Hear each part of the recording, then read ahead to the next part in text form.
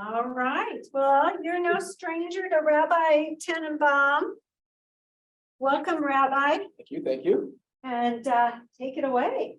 All right, thank you all for joining. I'm Rabbi Eli with Chabad. I'm sure you are all familiar. If you're not, also feel free to reach out at any time. Pretty easy to find me. I'd love to chat. And let's, with that, we'll dive into the topic. Topic is illness, healing, and disability. Kind of a group. And it's part of the series that we have going on that's been about life cycle events. It's been about different topics of life cycles, death and mourning, etc. And this is illness, healing, and disability, which kind of all work together, all fit together, but kind of also don't. And the way it was supposed to be approached, and the way we'll approach it is throughout our lives. How do we approach these three ideas, which can be similar in a lot of ways, even though there's significant differences about them. So this is an important topic. We'll touch again, illness, healing, and disability. And disability we'll focus on. We'll talk a little bit about disability where it comes to physical disabilities as well as mental and emotional disabilities as well. All of that kind of coming together, all the different aspects of it. And what's the Torah's approach? That's what it's all about. We're here studying. We want to know what the Torah's approach to things is. And that's what we're coming forth with. So when it comes to illness, illness is interesting. We're not going to really talk today about why there is illness. That gets pretty, knotty, so to speak. It starts getting a little bit more complicated. But the approach to when someone is ill, when a person, either themselves or someone who they're close to, some loved one is ill, what is our approach? And our approach is very clearly the statement in the Torah, in the book of Deuteronomy, "V'nishmartem ma'od lenafshosechem." You should be very guarded for your lives. It is a mitzvah to protect yourself. It's a mitzvah to protect your life. And it's an interesting approach to it, because this mitzvah sometimes gets misunderstood. A lot of people say that Torah puts life ahead of everything else, which sounds very nice, right? We like to contrast it with maybe some other religions, which sometimes get mixed up, and death is maybe more appropriate. People prefer death. In Torah law, we find that life, the way the perspective mostly is accepted, is that life is of paramount. Anytime you have a question of life or death, you always choose life. Now, there's exceptions to this rule, and we'll talk about that soon. But the core approach is that we try to preserve life in every situation. Ubacharta b'chaim. The Torah also uses that term. You should choose life. God says, I'm giving you good and bad, life and death. Those are the options, right? Good and bad and life and death. Those are the two sides. If you choose good, you're choosing the side of life. If you're choosing bad, you're choosing the side of death. Choose ubacharta b'chaim. Choose life. Choose the side of good. Choose to do good things. So this idea flows through the Torah, the idea of life being of the paramount. Life is the top, the most important thing. We choose life on a constant basis. Yeah, I'm just trying to get you to turn it off. All right. Oh, Here we go.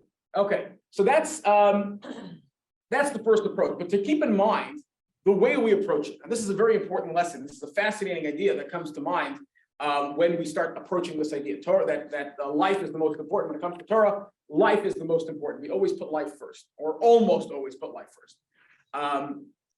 And we'll take this approach very, very, very carefully for a moment.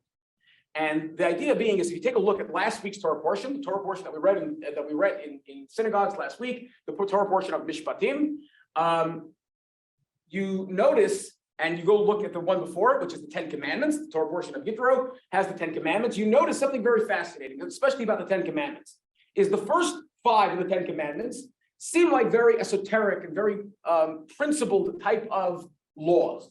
I am God, your God. Do not have any other gods. Do not form any other gods. Do not take my name in vain. Honor Shabbos. Honor your parents. These are very important, right? Basic mitzvot, but that are the cores. Kind of, you look at them and you see like the core of Judaism. You see the line of belief in God, right? These very core fundamental beliefs in Judaism. You look at the second 5, and they are very, very mundane. If you look at the 5 that come after the last five are relatively mundane. If you really pay attention to it for a minute. Number 6 on the list is thou shalt not murder. It's very important to remember. It's not thou shalt not kill. There are times where killing is necessary. A very famous example, a very well-known example, is when someone witnesses another human chasing another human to murder them, that the person watching or the person being chased or attacked has the obligation to stop the attacker, even by force of death. You're even allowed to kill that person. It's not only allowed to, you're obligated to. So sometimes killing is important, sometimes killing is necessary. So do not kill is a mistranslation, but rather do not murder. Lo sirtza, do not murder. Murder is one of the 10 commandments. Very mundane, a very basic principle.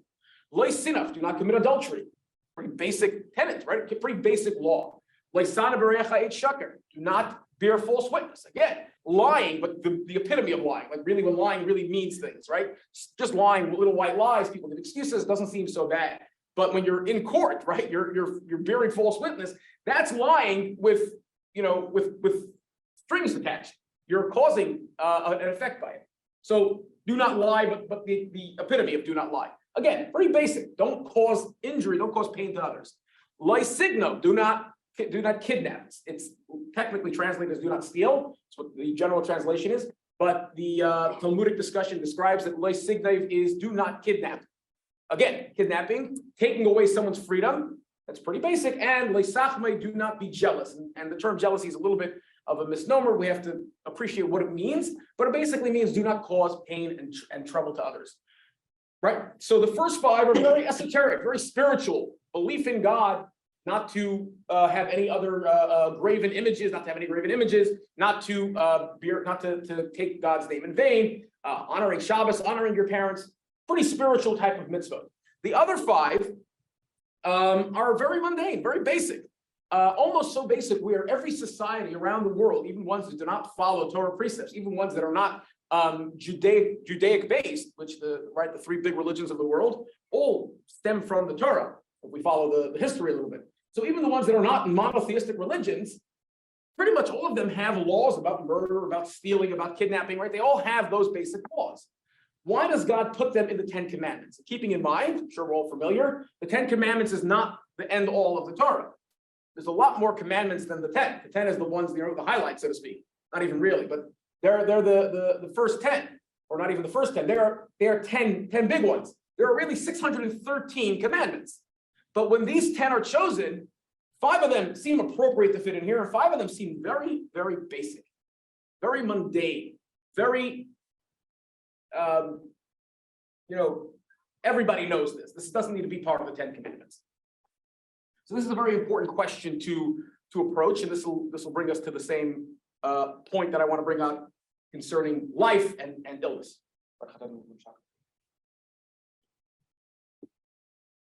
So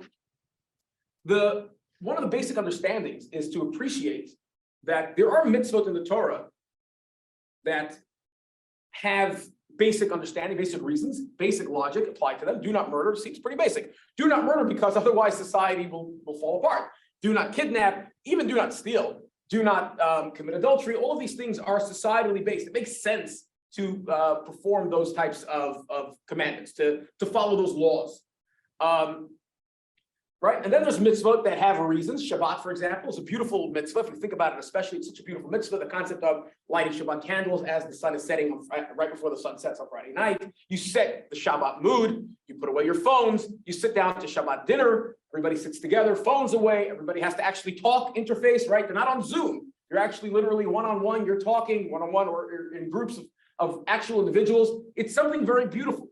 Shabbat afternoon, you go to the synagogue and there's a certain beauty to Shabbat. And what are we commemorating? It's not just, beautiful family time. That's an added bonus. We're commemorating that God created the world in 6 days and rested on the 7th. So it's a logical mitzvah, right? We celebrate Passover. We celebrate Pesach coming very soon. Why do we celebrate Pesach? Beautiful, right? Traditions. We have the matzah and the bitter herbs and the children asking questions. Such beautiful mitzvah, such beautiful traditions when it comes to Pesach. But sometimes we actually forget to peel away and remember what the reason is. We're commemorating God's miraculous saving of the Jewish people from the land of Egypt, the exodus of Egypt. We're commemorating that. So the mitzvah is very beautiful, and we're doing it for a specific reason. We're commemorating a miracle of God. We're commemorating the Exodus. We're commemorating God creating the world in 6 days and resting on the seventh. There are reasons for those mitzvahs. There are also mitzvot that don't make any sense, logically, humanly logically at least. In other words, is that we as humans have logic that's limited by our humanity. We're limited beings, right? We are what we are. We live a certain amount of time and then we're not alive anymore. We have limits to many things in our lives. One of our limits is our logic. And logically, we can understand certain mitzvot. One of the basic ones, for example, is not mixing milk and meat. We don't mix milk and meat. Why? You can give me all the beautiful explanations you want. It doesn't really make sense. And especially when you think about it for a minute, right? Because a lot of people like to explain kosher to say that it's certain safety mechanisms to kosher. We don't eat pigs because people undercooked it and then you get what's it called, pinworms or whatever, and it was dangerous, blah, blah, blah. That's all to the side. But if you, right, you're talking about those are non-kosher animals. When you talk about not mixing milk and meat, you're talking about kosher meat. You're talking about meat from a kosher animal that was slaughtered properly. It's a perfectly kosher piece of meat. And you're talking about kosher milk, totally kosher. If I ate one today and ate one tomorrow, I'm perfectly in the good. And if I made the blessing over it and I did it for the, I did it correctly. I had the meat on Shabbat, and the next day I had milk. I even did a mitzvah, right? All of a sudden, when I put them together, now I have an issue. Now it becomes not kosher. That seems very odd. What's going on here? And all the explanations that you might try to find will not suffice. It doesn't really make sense to us and human logic. Rather, it's godly logic, and we're not meant to understand. We're meant to try to understand, but we're not meant to understand. So we have these three types of mitzvot.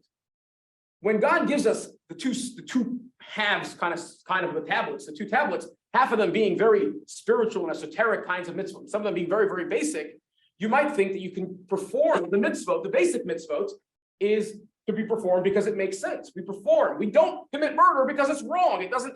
It's wrong to take someone else's life. It's wrong to take things that don't belong to you. That's wrong. It's logical. But God is telling us a very important lesson, and it's a very important lesson indeed.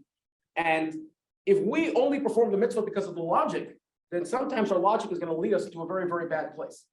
And the great example that's given is, unfortunately, the Germans in the 1930s. If you think about who was considered the greatest society in the 1930s, the Germans. They had the best music. They had the best culture. They were top notch. They were considered the elite of society. So much so, if you looked at their laws, they had the most strict animal cruelty laws. They put PETA to shame. They made PETA look like animal haters. They were really, really top notch on animal cruelty. But because they were doing everything that they did based on logic, based on human logic, they ended up where they ended up. They ended up murdering 6 million Jews and several other million other people. Because logically, it made sense to them that the Jews were lesser than animals. Terrible, but they came to that mistake. They made that mistake. If you're only basing things on your own logic, then you can end up in a place that's really not okay. And that's what happened with the Germans. And this is why the lesson here is so important. We have to perform the mitzvot, even the ones that are logical, not because they're logical, but rather because we have to appreciate the divinity of them as well. So that's an important lesson. And that comes to play here as well.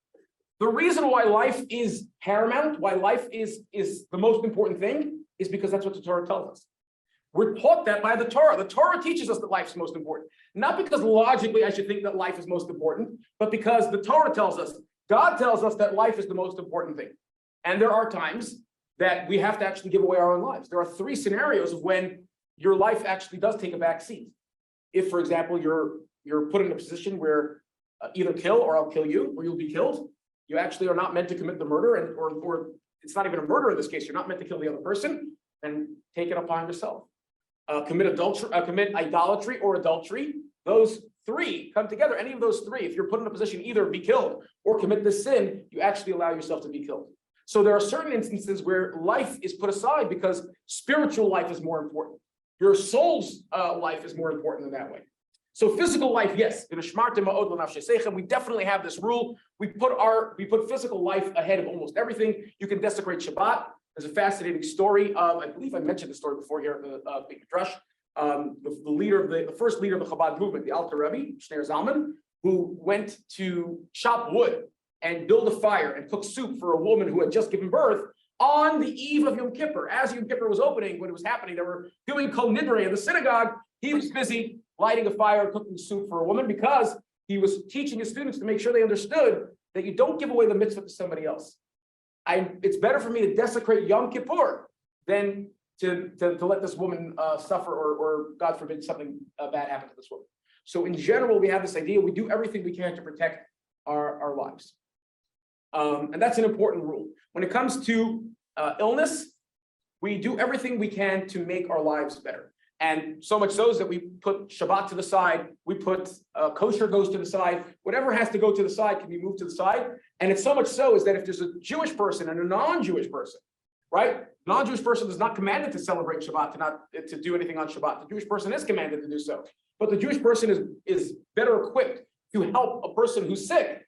The Jewish person it's better for them to desecrate Shabbat in order to protect the life of the person that is ill. Fascinating concept. This is where the Torah puts life. It's pretty much on top. There's only a little bit above it, but life is the most important. We do everything we can to protect life and quality of life as well.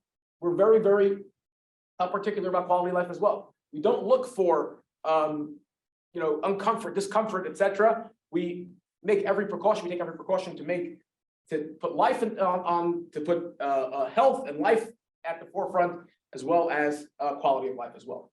So this is the first approach that we take, is looking at life, right? That's illness. When we approach illness, we say we do everything we can to protect. We do everything we can to save our lives.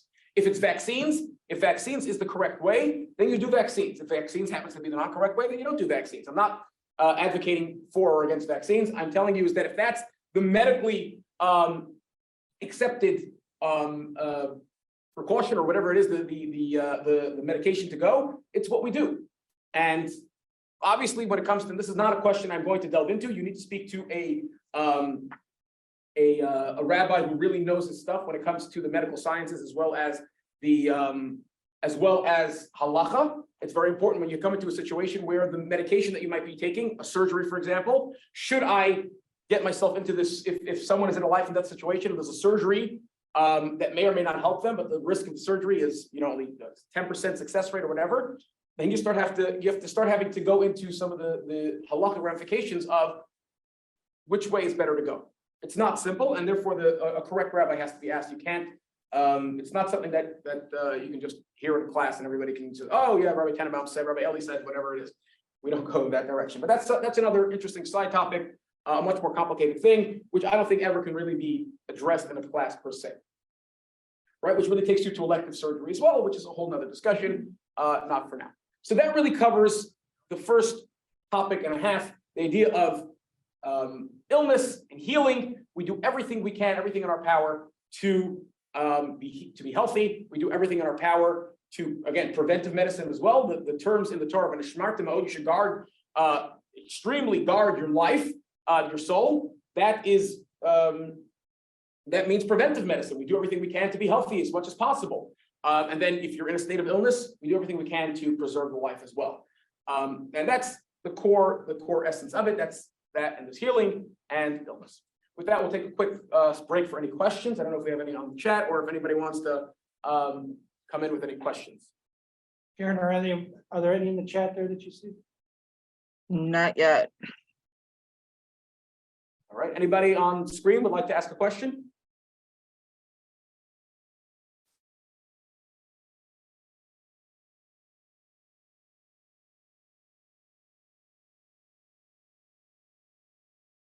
All right. Okay, very good. So let's get into now disabilities. And disabilities will break kind of into two sections. Right, we covered just now, we covered the two topics of illness and healing, which is pretty straightforward. Once we appreciate it, of course, there's nuance, but the nuance really has to be discussed on a person-to-person basis. It's not something that can be discussed in a general open setting in that type of way. That's what nuance is really all about. We have to keep that in mind. It's very important to appreciate what nuance is. Nuance is nuance. So let's go on to disability. And disability, we said there's going to be two general. It's a general topic, disability. But within disability, you can break it down into two parts. There's disability that's of the physical sort, and there's disability that is of the mental/emotional. And I'm sorry if I'm offending anybody by saying mental and emotional, kind of lumping it together, but basically what and again, these are sometimes people, these could be offensive terms, and I'm not trying to be offensive in any way, but I'm trying to break them down by physical versus emotional and mental. I'm still sticking emotional and mental together, even though maybe for certain people they don't go together. I'm going to keep them together for obvious reasons. So the first thing to remember is when the Torah approaches, and the Torah does approach physical disability, or really mental disability as well. The Torah approaches, there's a statement in the Torah, in the book of Vayikra, the book of Leviticus, that states, Lifnei iver lo sitein michshol. For a blind person, do not put a stumbling block. And there's a lot of meanings to this verse. The Talmud has a lot to unpack with this verse, and we'll just touch on it for a very quick moment. It's on the literal basis, of course. Do not put any type of stumbling block. If somebody has a disability, do not take advantage of their disability. Physical, emotional, whatever it may be. If there's a disability, don't take advantage of it. Lifnei iver, before a blind person, lo sitein michshol, do not put a stumbling block, is pretty straightforward. But the Torah actually goes a step further, and the Talmud describes that one of the meanings of the verse is somebody who has a disability. It might be a cognitive disability, but not even a cognitive disability, a knowledge disability, right? If somebody comes to you for advice, if you're a financial advisor, or maybe you're not a financial advisor, but for some reason people think that you have some sort of financial advice that they might be able to give, and they ask you for financial advice, and you give them bad advice, that goes under the category of putting a stumbling block in front of a blind person. Somebody who is not knowledgeable about a specific topic and then asks you for advice, or you're giving free advice, but you're leading them in the wrong direction, that is under that category. It goes under the same. They're disabled in that sense. They don't know. They're lacking knowledge of this topic, and by giving them bad information, you are putting a stumbling block in front of them. And it's a very important lesson, because if you notice in the end of that verse, it says, you should have fear from Hashem your God. Very important. Why is that added? Why all of a sudden here do we point out that there should be a certain element of awe and fear of God? Because this topic is always something that you can write advice given, right? You can always say, no, I really meant it for the good. I was giving him good advice. It ended up being bad advice, but I was also, I was tricked. I was mistaken. I meant to give him good advice, and I was trying to. That is always very much left up to your own devices. You really have to know within your heart what you meant. The only one who knows what's going on in our hearts, obviously, is God. So that's why we end off, you should have awe of God in your heart for this specific reason, because this is something where you know what you meant. You know what your intentions were. Were you planning on giving good advice, or were you planning on giving bad advice? And that's why it states this over here. So this is kind of a standalone statement. When it comes to people with disabilities, we do not try to harm them. Don't do anything to harm them. So obviously bullying is not allowed. That's off the charts. But for a minute, we want to take a look and say, what's the approach for people with disabilities, right? So you talk about on a very practical level. Don't do anything to harm them. Help them in any way you can.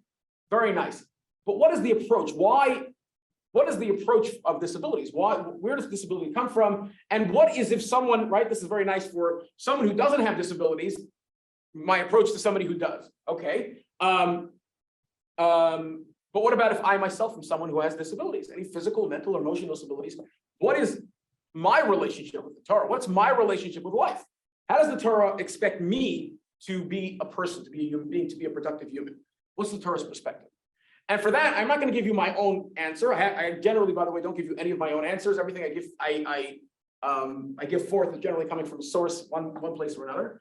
And a lot of my sources come from the Rebbe. The Rebbe is the leader of the Chabad movement, and a lot of information that I have coming, right? He's the person, the inspiration for many people. And what I'd like to do right now actually is play a quick video, and I'll give a little bit of context for the video. Unfortunately, the entire video is in Hebrew. It's an interview with a soldier, with a group called Nechei Tzahal. Nechei Tzahal means the disabled of the Israeli Defense Force, the IDF. So the IDF disabled, and they were a group that got together. They eventually came to New York in the 80s. They actually came to the East Coast. They came to North America. They went to Toronto for a Special Olympics, Paralympics game, and they came to visit the Rebbe at the time. And the interview is with one of the soldiers that was kind of very instrumental in this group, and his interactions with the Rebbe and the Rebbe's approach. And the Rebbe's approach is so fascinating and really gives you a beautiful perspective. And after we watch the video for a few moments, I'd like to talk about it and then see if anybody has any questions or comments. So sure who has the link for the video, but if we can play it at this point, that would be fantastic. Karen, you're muted.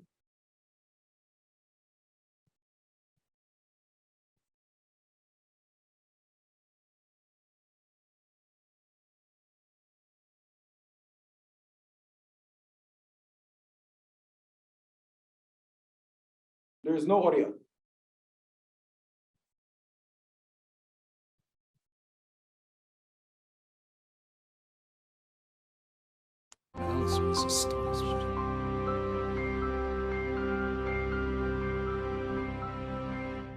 Karen, could you do An full- excerpt from the Jewish educational media film Were you hearing that?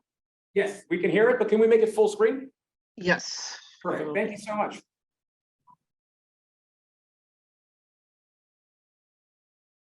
Faithful and Fortified.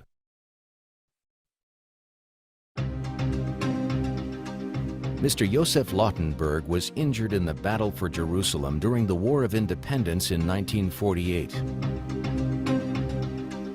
He was among the founders of the IDF Disabled Veterans Organization and the founder of Beit HaLochem, a rehabilitation facility for wounded soldiers. He led the Israeli delegation, made up in large part by injured IDF veterans, to the 1976 Paralympics in Toronto. Mr. Lautenberg had an idea to bring the group to New York to visit with the Rebbe. התקשרתי למזכירו של הרבי ומיד התקבלתי בתשובה חיובית בחמימות וקבענו את המועד שנבקר בחצר הרבי ובאנו עם שני אוטובוסים לחצר הרבי, לבית של הרבי, וכמובן יצאו לקראתנו והביאו אותנו, שמרו לנו מקומות בחזית הבמה, וישבנו, ואני מוכרח לומר, אני אישית בהתרגשות רבה, וזו הייתה איזו רוח מיוחדת, רוח של קדושה, ויצא הרבי ועלה לבמה ודיבר אלינו. הוא דיבר, עיקר דבריו היו למשלחת הזו. ואנחנו חשנו בהתרגשות הגדולה שלו, מתוך באמת יחס מיוחד, הוא דיבר אלינו בעברית. כדי שיחלס ביד כל אחד ויחס מדינת ישראל לישראלים ממעל למטיטליס והגבולס המוקים, הרי גם כן ביכולתו לישראלים מעל למדידיס והגבולס הזמן, על ידי זה בואים לעד מסקונו, שהיחלס לישראלים מעל למדידיס המוקים והזמן, הרי זה מפני שמתכונס העם היהודי להגביר הרוחניוס על הגשמיוס, להגביר הכמוס על האיכוס. זה היה באמת דבר שדיבר ללב כולם פה בהתרגשות, והיו בינינו אנשים מסורתיים והיו כאלה שאינם מסורתיים, אבל קיבלו את הדבר הזה, את המפגש הזה עם הרבי, באמת בהערכה ובהתרגשות רבה, אין פה מה לדבר. ולכן גם כן אין די כנכה מהשם שנסים למישהו שהוא נכה, שזה אומר על משהו נחיסוס וירידו, כי אם אדרבה צריך להדגיש בזה שהוא משהו מיוחד ומצוין על ידי ברי האדם שנוסן לכיחס מיוחדים יסיירים על מה שישנו לאדם מן השורה, ולכן דווקא ביכולתי להסגבר על קושיים ומניעס שאין ביכולת להסגבר עליהם לאדם מן השורה. ולכן הייתי מציע שישנו השם ויקורו מצוינים בישראל.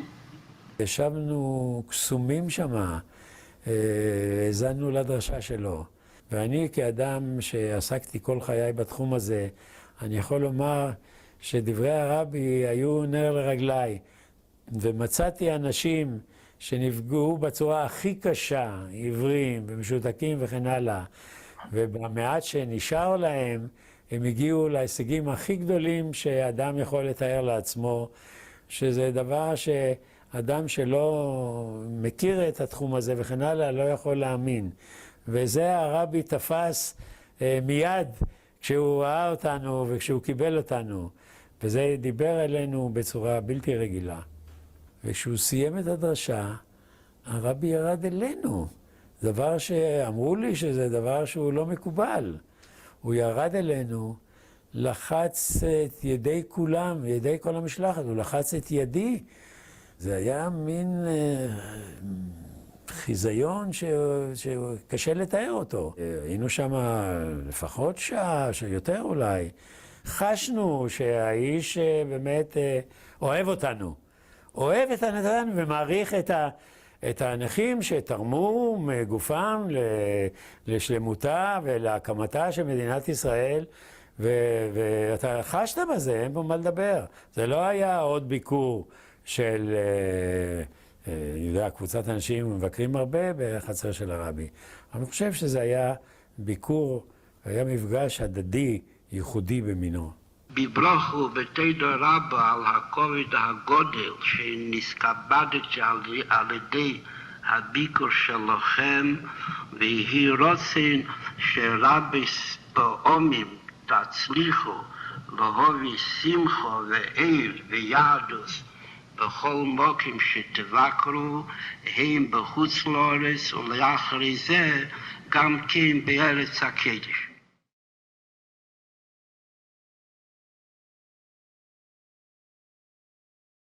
Thank you very much. Wow. Okay, so hopefully you caught most of what was going on in that video and what the interaction. And I'd like to kind of unpack it a little bit more in case some of it was missed, especially because everything was kind of in Hebrew and you needed to follow the subtitles a little bit. So before I go into the explanation, does anybody have any questions about what they may have seen on the video or anything else so far before we go forward?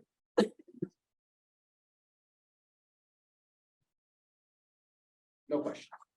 Okay. Sherry Taxman commented that the term other abled is a more current term. Right. Okay. That's exactly, absolutely. And that's exactly what the Rebbe was, one of the main points the Rebbe was talking about is that the term disabled or handicap are all misused terms. They're actually incorrect. Because it's exactly what it is. When we approach it correctly, when we appreciate the creation and the useful what people are here on this earth for, when you realize that there's a physical disability, that means that there's a spiritual extra ability. And therefore, other abled or specially abled or really special people who are, they're extra. There's something more to them, and especially when you appreciate that the spiritual elements of things are more important than the physical elements of things, then these people are really, not only are there someone to look down on or someone to pity, but rather someone to look up to. Or someone to appreciate. There's something spiritually adept about them that we can't,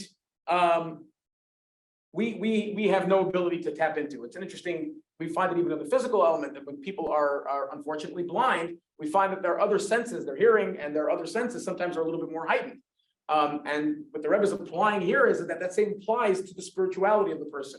When the person is physically perhaps unable to use a part of his body, that means that in a spiritual essence, has more than more than capable of making up for it. That's a very, very powerful idea. And besides for the practical lesson that we read out of there, that we saw, I think the interaction was very powerful. The lesson for all of us is that the approach is pure love. When you find another person, it doesn't matter what their abilities are, right? You don't have to do necessarily anything special to someone who has is other abled or has a special ability. Just treat them as a normal person, show them love like you would show anybody else. There's nothing has to be, you don't have to make a big deal out of it, so to speak. Doesn't necessarily have to be made a big deal out of. If they need extra, you know, if you need a ramp or whatever it is, those types of things, obviously we try to accommodate. But it doesn't, it's sometimes we overdo it, I think, when you have someone with a special need, and you sometimes overdo it, and that actually makes them even more uncomfortable, perhaps. But I guess each person is individual, and you have to take each person in their individual capacity. So that's really focusing much more on physical. I'm going to continue to use the word disability because I'm specifically focusing on the disability aspect of it, even though I understand that the correct term would be other abled. But we're talking about when it comes to something which is a physical malady or ailment. When it comes to emotional and mental, those topics as well. So the same idea applies. If there's a person that we know that has either a physical, has emotional or an emotional or mental issue or disability or whatever you want to call it, we as well approach that with the same appreciation that that person obviously has a certain spiritual energy that we cannot possess, right? That same rule applies. But on that note, I actually want to point out something very fascinating. The Chabad movement around the world actually has a program that started about 15 years ago. You may have heard of it before. It's called Friendship Circle. And this specifically caters to children with special needs. Usually mental needs, Down syndrome, autism, etc. There's also some fascinating interactions with the Rebbe, discussing with parents, children with special needs, the certain approaches, and showing them again the same idea. There was one fascinating, as I was doing research for this class, there was one fascinating one. There was a parent who lived in London, and he was telling the Rebbe that his child is in a special school in England. They're not able to travel with them because he doesn't have any interactions with other humans. And the Rebbe turned to me and says, actually, that's a great advantage. Other humans sometimes distract us. He doesn't have any interactions with other humans. He's not distracted by anything else. His relationship is totally with God. He doesn't have relationships with anybody else. He has a relationship totally with God. And therefore, he's very, very focused, right? Don't look at it as the negative. He doesn't interact with others. Look at the positive, his ability to interact, right? He's able to focus solely on his interactions with God. He's able to focus on other things. The Rebbe recommended, for example, putting a tzedakah box in his room, because children with autism often, not always, obsess over things. But if he obsesses over giving tzedakah, maybe you found something good. Maybe you found the positive, the purpose of this, or whatever it may be, however you want to describe it. So right, we have to be sensitive, of course, when you're talking to a parent of a child with special needs. You don't necessarily tell them, oh, everything's okay, don't worry. Like it's you don't make light of whatever is going on. You have to appreciate that. But sometimes it's also important to appreciate that there's something special about the child, right? Special needs doesn't just mean that you have to give extra care to them, but also that they have special abilities. And it's an important idea to come through, right? So that idea comes in autism and Down syndrome and any other mental and emotional what we'll call again disabilities, even though it's not the correct term today. But what we'll focus on. Disability is a correct term. Many in the disability community do prefer that term. So there isn't one specific. Handicap, however, is generally not preferred, quote unquote rule, but disabled is accepted by many of us in the community, and those raising disabled kids and adults. So it's okay to use it. Thank you, Karen. I appreciate that, because sometimes it's hard to, especially when you're giving a class. This is actually a total lesson in the Talmud. It describes that when you're teaching a class, you have to be very direct, right? When you're not teaching a class, when you're speaking, you're giving inspiration, then we try not to use words that are inappropriate. But sometimes you have to literally use the correct word. Otherwise, people are confused by what you're trying to say. So it's important to know. Thank you, Karen, for pointing that out. I appreciate that. It's important to use the correct terminology, the terminology which is the most direct. Sometimes you end up, you're talking about something and you're using all of these allegories and nobody has any idea what you're talking about. So it's important to focus on the most appropriate, not appropriate terms, the most specific terms that you're trying to talk about. So thank you, appreciate that. But going back to this organization called the Friendship Circle, it's a fascinating organization. And we'll just let you know, we'll make an official announcement here, or an unofficial announcement. Chabad of Nebraska is bringing the Friendship Circle to Nebraska. It's a fascinating program where they pair teens with children with disabilities, special needs children. Whether, again, we mentioned autism or Down syndrome, or there's many other groupings of disabilities, et cetera, but I don't know the names of them necessarily. But anybody who has any type of mental or emotional, children with mental or emotional disabilities, not even children, really teenagers and up. It's set up with teenagers from high school. They get their volunteer hours, there's all types of wonderful things. And they, basically the idea is not to, there's no therapy involved necessarily. The teen goes to visit the child, or even if it's another teenager, that's the one that has special abilities, and they just hang out. They're friends. They could play video games. They could ride their bikes if the child's up for it. They can just talk, or they can just sit around and do nothing. The idea is that this is a moment where the child, for the only time perhaps the whole week, where they're not under the guidance, they're not under the care, so to speak, of a parent, right? They're not being watched by a parent. Or being given therapy or in school or some sort of, there's nothing that they have to do. It's just a moment that they can have a friend. And often these children don't have friends in the classical sense because of their schooling situation and whatever you may have. So this is for the child, obviously it's a friend. It's just someone they hang out with, and they can play basketball, or they can play video games, or they can read a book. It doesn't matter, they're just hanging out. So advantage for the child. There's also an advantage for the parents. As we mentioned, the parent, once they get comfortable, obviously, they can leave the child to play with the teen friend.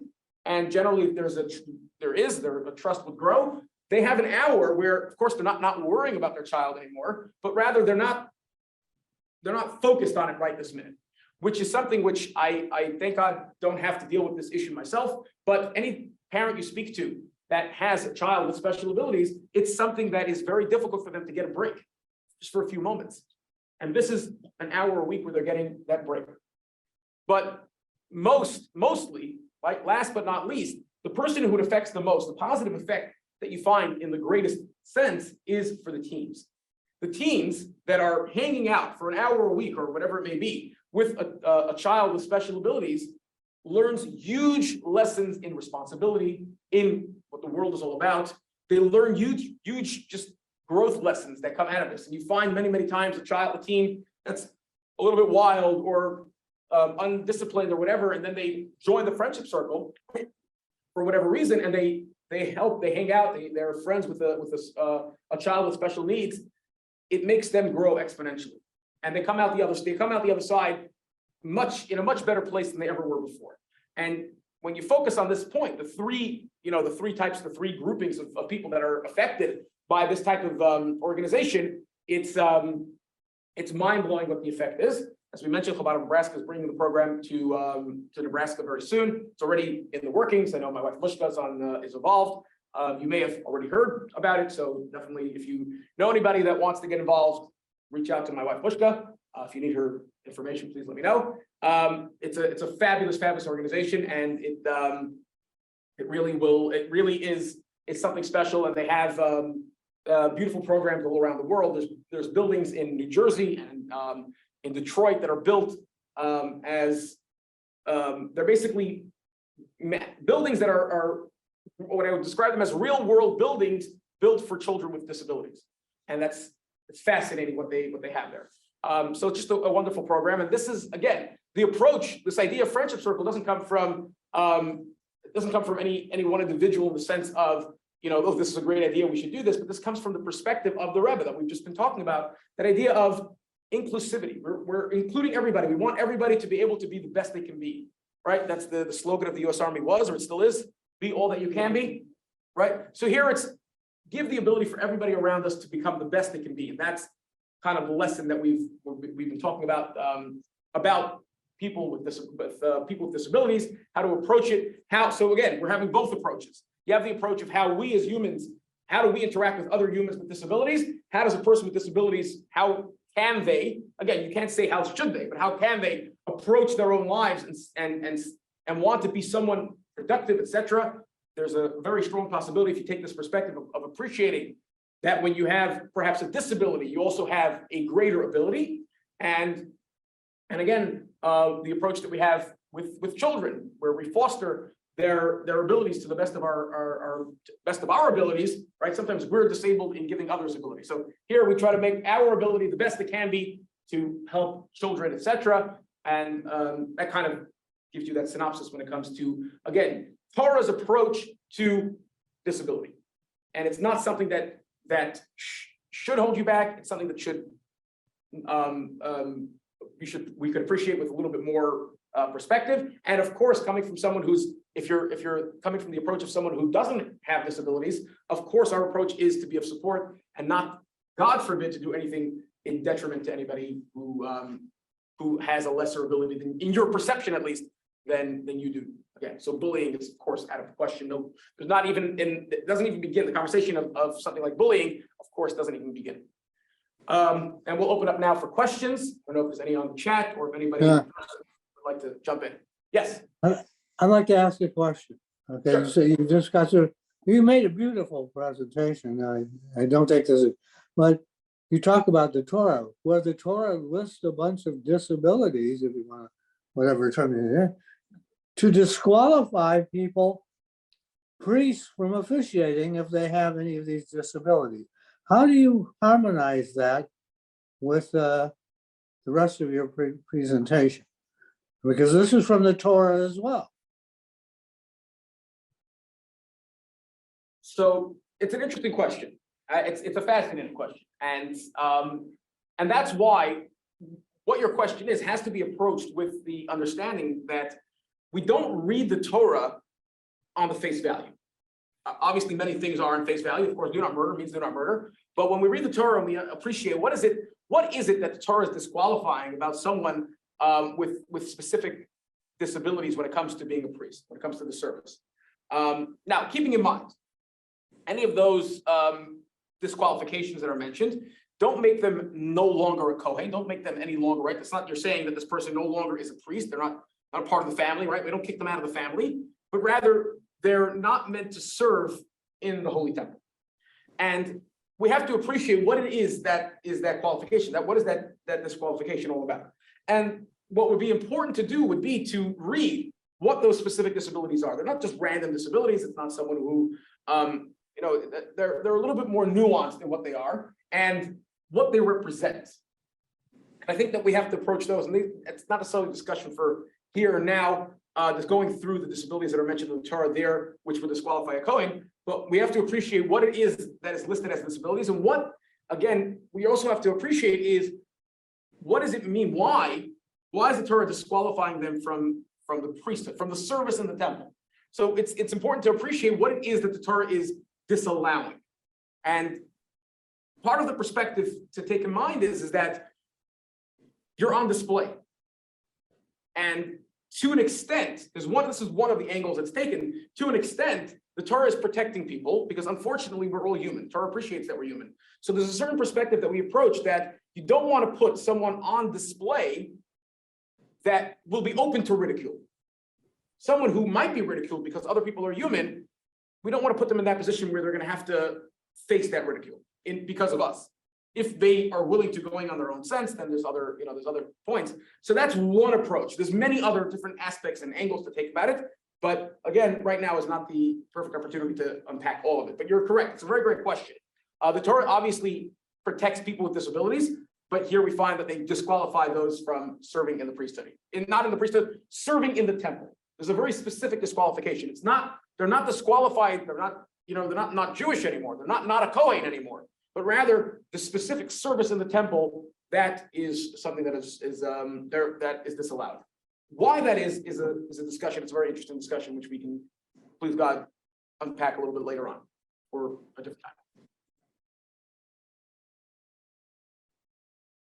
Any other questions? So I have a question regarding this program you were discussing. So teenagers can be trained to, I can't remember the name of the program we were discussing. Friendship Circle. So are the people within Friendship Circle children and teenagers? So teenagers are being trained to work with them one-on-one, like an hour a week or so? Or are the members of Friendship Circle adults as well? So there are, again, so obviously it's run by adults. It's a program run by adults. The volunteers, so to speak, are the are the teens. There's a basic training that's given to them. They're not there to give any sort of therapy. That's one of the points. No, you no, mentioned. no, I understand that, but in terms of spending an hour a week as a friendship Right. circle, are they dealing with peers? Or are they dealing with people who might be adults who would qualify to be part of this program? Generally, at least at the kickoff, we start with the people with special abilities are children, generally. Okay, Children, thank you. children and teens. If the need arises, then a secondary program is kicked into place, but generally it focuses on children. At least, again, as I'm saying, as the kickoff, it's something down the line, but at that point, basically what we're trying to, at the beginning, you're trying to start off with focusing on the children. So I hope that answers your question. And yes, teens, high school teens, they're given very, very basic training, and they are paired with generally children and perhaps teens, right up to 18 or 21 or whatever it may be, whatever. I don't know if there's an official cutoff, but I guess it's left to the discretion of the, the organizers of how they want to run it in that setting. But those types of questions definitely can be forwarded to my wife, Mishka. I highly recommend that you reach out to her, and she's very passionate about this program because, as you can tell, it's an amazing program. Highly recommend you Googling it as well, because you'll see some fascinating stuff. Any chats on the group on the? Anybody else in there? No, nothing in chat. All right. With that, I thank you for joining us and hope to see you again next time. And have a wonderful Shabbos.